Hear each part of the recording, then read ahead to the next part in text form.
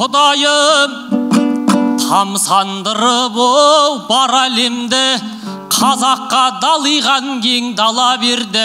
Ағайын жұрт армысың ақ сүт емген, еңбекпен исіндіріп қара жерді.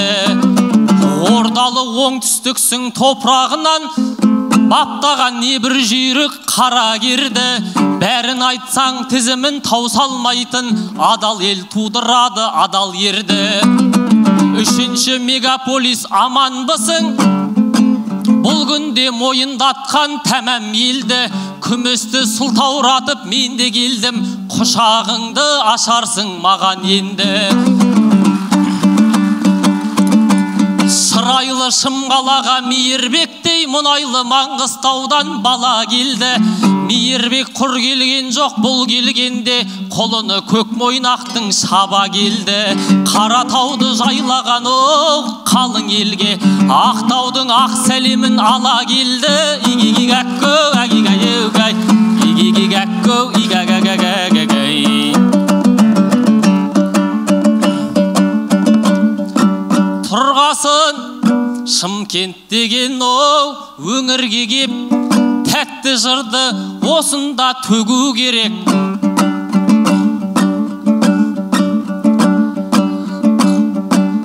Бұлақтың көзін ашып әр жыл сайын, жастарды қолдау десе жөнің бөлек. Жастар айтсын өткізіп әр жыл сайын, ағалардың теріде төгілген еді. Жастарды қолдау десе Шымкентім, сіздердей қай өңір кеп төрін береді. Жастар деген ертеңгі болашақ деп, ағалардың теріде төгілген еді.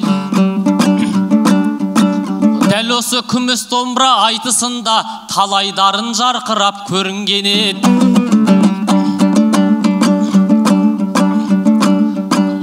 Айтыста қазір жастар жоқ дейтұғын, қаңқу сөздің тастадың жолын бөгеп. Айтыстың болашағы жоқ дейтіндер, күміс домбыра айтысын көру керек. Игигигакко агигайеугай, игигигакко игагагагагагай.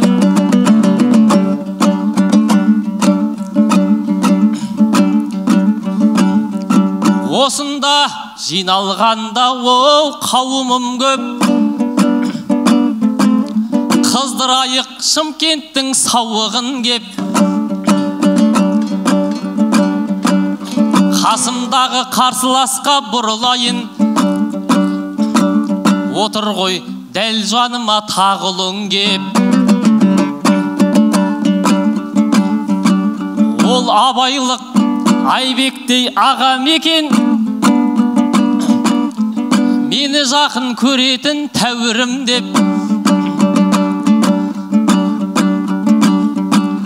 Өзіңді аға деп мен сыйлаймын ғой, өлеңімнің айтамын тәуірің көп.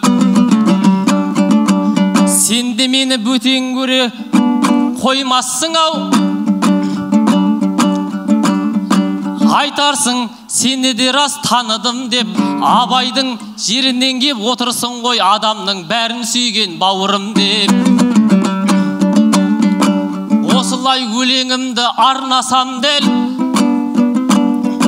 кезекті қарсыласқа жалғасам дәл. Айбек деген дұрақын келіп отыр, бүккен жыры болатын әр қашан бал. Ендеше сол Айбекке кезек берем, оны да бір тыңдауға қам жасаңдар.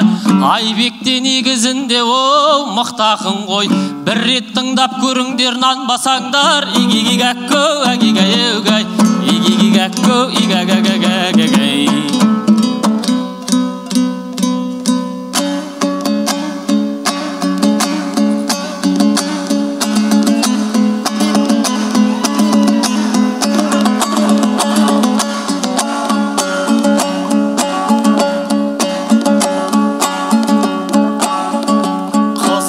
Жаңылмаса жорғасынан, тайпалтып бір менуге жол асығым. Ас Қаратаулық ағайын аман болсын, қадірі кем түспейтін хан басынан. Ордалы ойларымды тарқатайын, қордалы қар өлеңнің қамбасынан. Сөз сімірген шешенел осында отыр, мәделі майлы қожа арнасынан.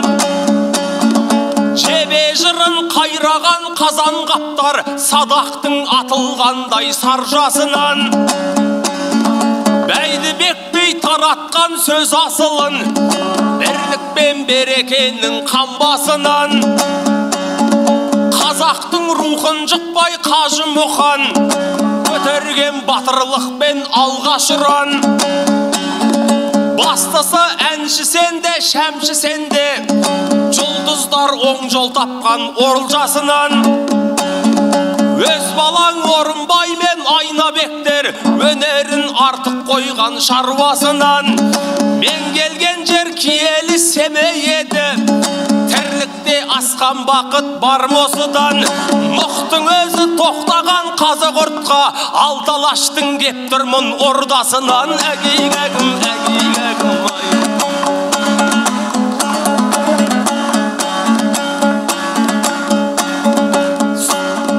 Семейдегі суықтан сабыр қашып, көктемді сөз қылу шек дабырласып. Біздің жақта Алтай қыс білесіздер, жатырмыз қардан әлі ауылдашып. Қыс қабағын бағамыз наурызда да, наурыз той жасасақ та қауымдасып. Шымкент шыныменен шырайлы екен, жылылықпен алғандай тамырласып. Күннің көзі күледі төбесінен, тұрғандай онымен жер тауымдасып. Қырдың гүлі тұрады көрік беріп, көрген жанның қылады бәрін ғашық. Жердің беті кетіпті жайқатылып, бұл жақта қар ұялшақ жауын жасық. Мен бүгінде барлығын ұққандаймын, жүріппін көкпен бекер шағымдасып. Көктем неге кешігіп жатыр десем, Шымқалаға қапты ғой бауыр басып. Әгей-гәгім, әгей-гәгім ай.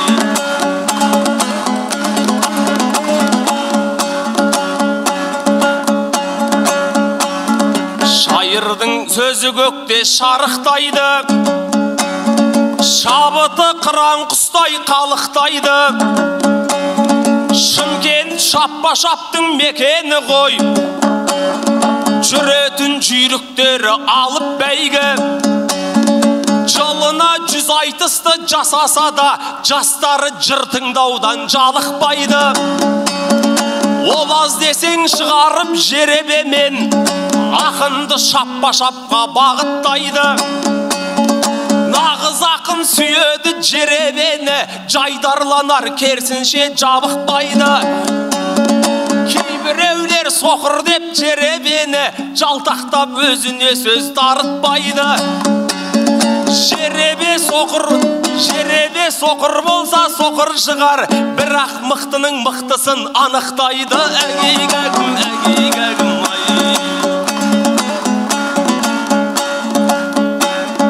Шымкент төрін бүгін ұсынғанда, хақым жоқ елге жырды ұсынбауға.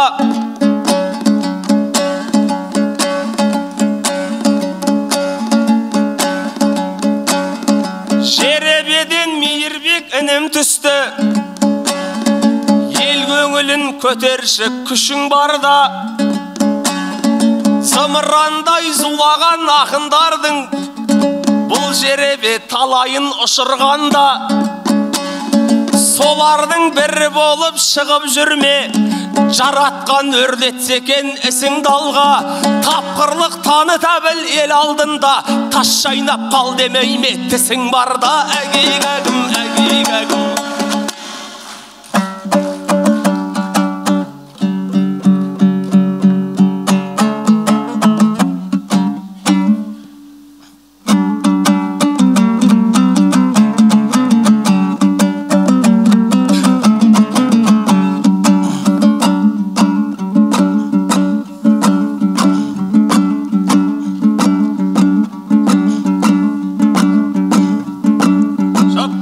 деп отсам жүк көтерген нардайсыңдар.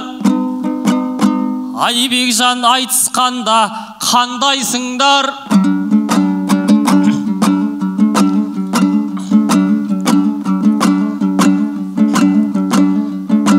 Суық жақтан кеп тұрмыз деп айтып ап, Шымкент ыстық деп елді, Шымкент ыстық деп өлең арнайсыңдар.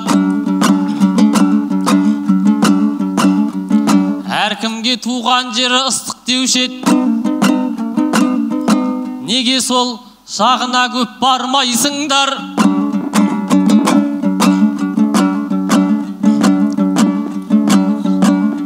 Шымкентті жылы жер деп мақтап, осылай көрерменді алдайсыңдар. Сонша қатты тоңып жүрген болсаңыздар, Шымкентке неге көшіп алмайсыздар?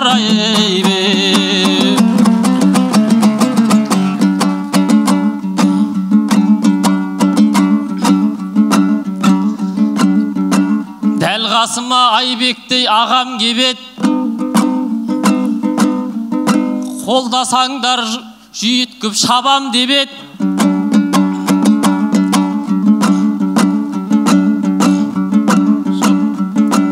Маған жұп боп ұшып кетіп жүрме дейді, ұшуға беретіндей ағам көмек. Айбекжан ол жағына бас қатырма, қазылар бағаларын адал береді. Біздің міндет барынша тартысу ғой. Қолдасаңдар шабуға шамам келеді. Сондықтан да Айбекжан асықпастан балапанды күз келгенде санау керек. Айбек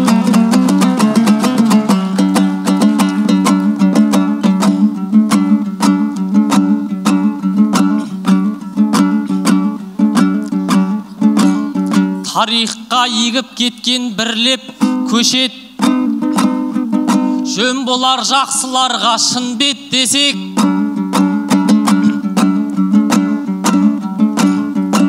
Бейсенбай Кенжебаев атамыздың болама өмір жолын үлгі етпесек. Бейсенбайдың жұрт едік дей алмаймыз, Бейсенбайдың ел едік дей алмаймыз. Егер халық ол жайлы білмет десек.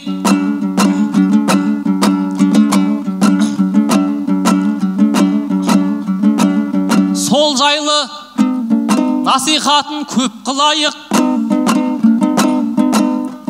Айтар болсақ еңбегіне құн жетпесет.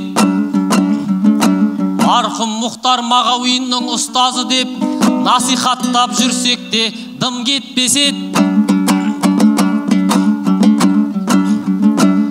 Мырзатай Жолдасбеков бір шәкірті, оның еткен, оның берген біліміне құн жетпесет. Осындай шәкірттерді тұлға қылған Бейсекеңді мақтасақ құр кетпесет. Ұста шәкірттерін біз қалай қадірлесек, ұстазында дәл солай құрметтесек. Айбек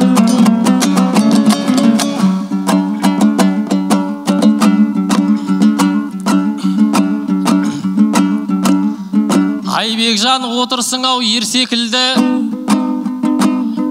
жөн көрдің ерсі қылық көрсетуді. Қарсылас өлең айтып отқан кезде сөзін бөле бермеген жөн секілді. Сен жаңа ұзақ толғап отырғанда мен сөзіңді бөлмебем сен секілді.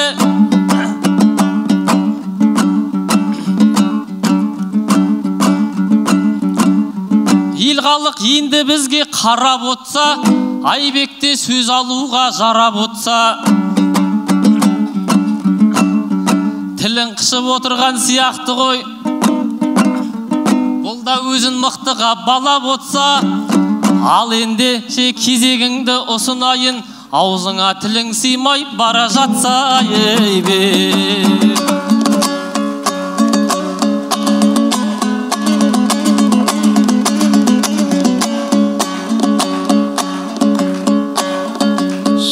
Шапта арқамыз қозады шын, аламанда шын жүйрік озады шын. Шымкентті, Семейді сен суық деп айтасың деп, бауырым қиын екен сөз алысың. Әркімнің туған жері ыстық қой деп, ойынын бізге қарай созады шын. Сен айтпай-ақ ол сөзді біліп тұрмын, ол жағына сен неге мазалысың? Туған жер ыстық болса ыстық шығар, ал Шымкент одан да ыстық қазақ үшін.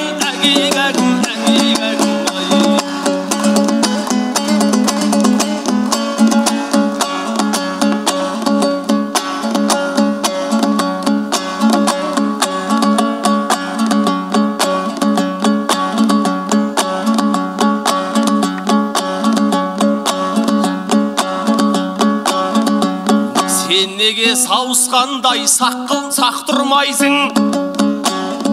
Көңілін елдің неге тоқ қылмайсың? Сөзімді бөлдің ғой деп аяқ асты, ағаңды елге қарсы сап жақтырмайсың. Жалтақтап отырған сен өзің едің, аламанда неліктен тоқтырмайсың? Қонақ болып өмірдің кемесінде, қара жердің қаласың өңешінде. Бидайдың барар жері диірмен ғой, қарамас қарасың ба төресің бе? Тірілердің барлығы өлгенімен, өлсе де тірілер бар сенесің бе? Мысалы Бейсенбайдай ұлтшыл жандар, болашақтың сақталар белесінде. Тектінің тәнін жерге көмгеніңмен, тірлігін көрге бірге көмесің бе? Ұлтшылдықтың осы ғой қасиеті, Құдайдың құдіретіне сенесің де? Халықтың кәдесіне жарағандар, тарихтың сақталады сөресінде. Өзім деген ұмыт боп қанша патша, елім деген адамдар елесінде.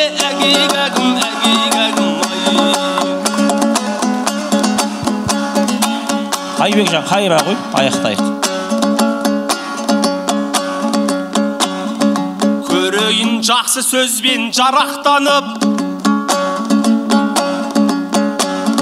жұрт алдында ерекше талаптанып, Қаратауым сыйлаған ақындармен айтысым келе жатыр абаттанып.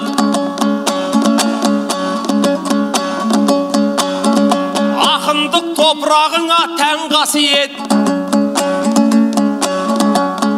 тұрғандай тектілікпен сабақталып.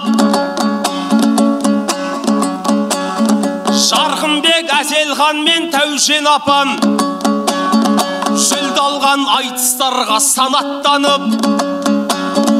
Айтысын Сәбит Маржан Кәримәнің, күн ұзаққа тыңдайды ел қалап қарап халық. Бекарыс Ақмарал мен Анар апам жүрегімен жүрелдің мадақталып. Біржан Нұрлан, Қалижан, Қажмұхандар жүйрік деген келеді даратталып. Тарланбоздың тұяғын тай басар деп жастарда шығып жатыр талаптанып. Есеме тұрады әлі бұл жандардың тарихтың тақтасында парақталып. Қазақ қортақ ақындар шыға берсін, Қаратау баурайынан қанат қағып. Әгейгәгім, әгейгәгім, Додаға Мейірбектей ол еніпті, өрімдей қылып бізге жыр өріпті.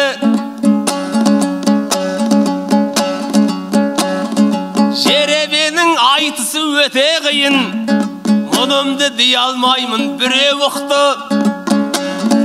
Бауырым, өз жаныңды өзің қинап, айтысқа неге болдың тым ерікті. Екі көзің кіртейіп кетіпті ғой, демессің шыға салып түнеріпті. Ертең менің қарсыласым кім болады деп, айтысты ойлап ұйқысыз түн өліпті. Жеребенің айтысы басқа-басқа, сені қатты жүдетіп жіберіпті. Әгейгәгім, әгейгәгім. Жақсы, рахмет, түсінікті болды ғой деп ойлаймыз. Айтысты аяқтай қояйық. Бір шумақ айта ғой сонымен. Мына сәт жырламайтын кез емес қой, қорлайтындай Мейірбек ез емес қой. Екі көзің кіртейіп кетті дейсің, аға менікі дәл ондай көз емес қой. Екі көзің кіртейіп кетті деген Айбекжан сен айтатын сөз емес қой.